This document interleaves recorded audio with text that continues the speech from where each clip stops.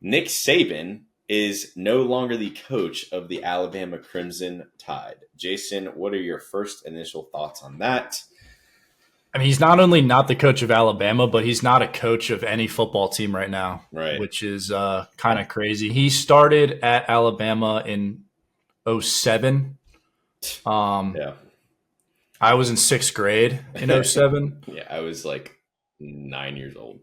6 national championships, overall record of 201-29 at Alabama.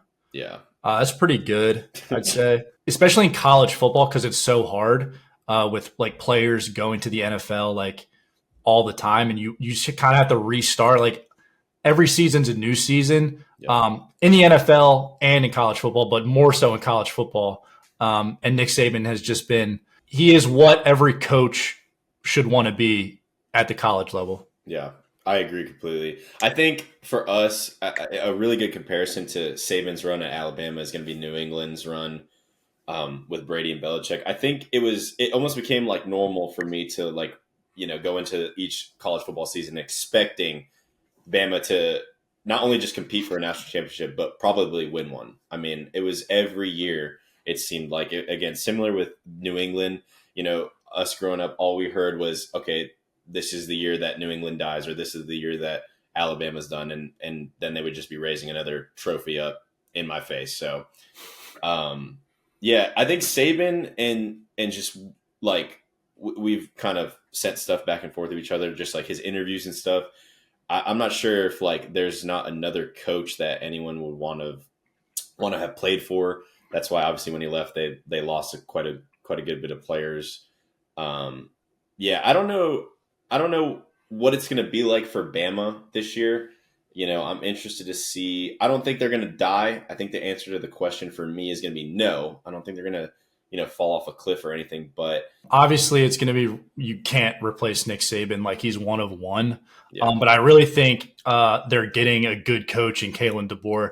He took Washington to the national championship last year. I think from the fan perspective, just because they're losing Nick Saban, it's like, all right, Alabama's run is over. But I think they're going to be in the conversation at the end of the year. They're going to make the playoff. For sure. So if I'm an Alabama fan, I'm not worried. Yeah. Yeah, I agree. I'm interested. Again, it's just interesting. Change is interesting. I think that we experienced that a lot in football in the last couple of years, and this is a big one, especially for college football. I think they've been the face of college, for a while, and it's interesting to see. I mean, I know Georgia's kind of competed and won back to back, but just again, it's a huge change. Probably the best college football coach ever. Arguably, I don't even know if it probably is, in my opinion. So interested to see how the Crimson Tide adapt to that. I think one more point on that. I think it's going to be interesting because like Kalen DeBoer is he was an offensive coordinator. He's an offensive minded coach. Nick Saban is a defensive minded coach. Arguably, like Kalen DeBoer might have a better roster than he did with Washington last year.